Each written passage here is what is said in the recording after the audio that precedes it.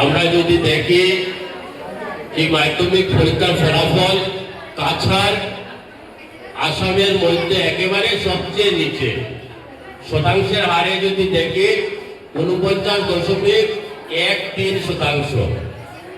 আর এই পরিস্থিতির মধ্যেও শ্যামাচরণপুর জিপির একমাত্র হাই স্কুল বেঞ্চার, যেটা হাই স্কুল সিংহেরহাওয়ার পাবলিক হাই স্কুল, যে বিদ্যালয় থেকে মোট 21 জন পরীক্ষার্থী পরীক্ষা দিয়েছিলেন, তার মধ্যে 20 জন উত্তীর্ণ হয়েছে।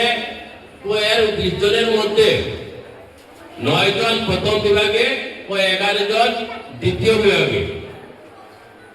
এই ফলাফল যদি দেখি আমরা এই বিদ্যালয় অনুসারে আমি বলবো খুবই অত্যন্ত ভালো ফলাফল, যার জন্য আমি সিদ্ধান্ত নিয়েছিলাম যে এই বিদ্যালয়ের যারা ছাত্রছাত্রীরা আছেন, যারা উত্তীর্ণ হয়েছেন, তাদেরকে সম্বর্ধনা প্রদান করার জন্য সঙ্গে সঙ্গে এই শ্যামাচরণপুর জিপির যারা অন্যান্য বিদ্যালয় থেকেও ভালো নম্বর নিয়ে উত্তীর্ণ হয়েছেন, তাদেরকে আজকের দিনে তাদেরকেও সম্বর্ধনা প্রদান করা হবে।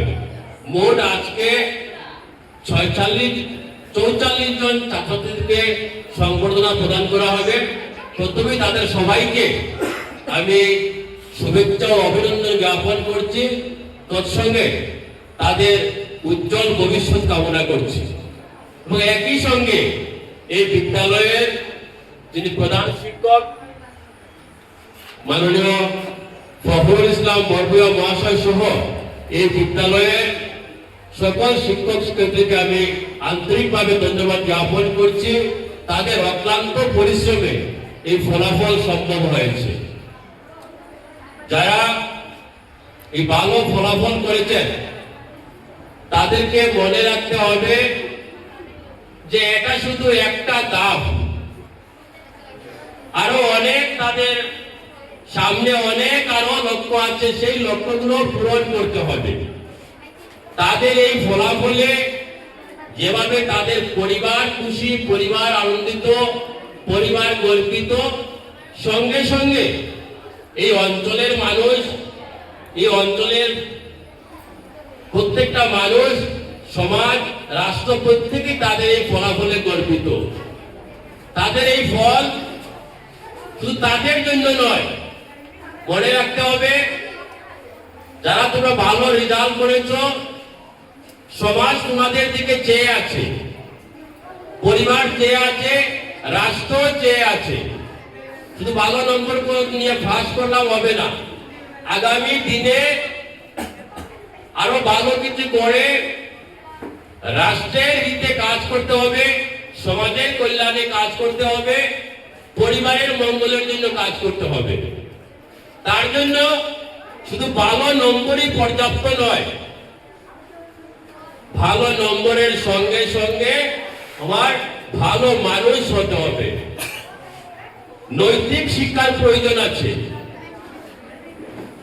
যদি নৈতিক শিক্ষা না থাকে, এখানে বলা হয়েছে সমাজ, রাষ্ট্র কোনো কাজে আসবে না, না পরিবারের কাজে আসবে।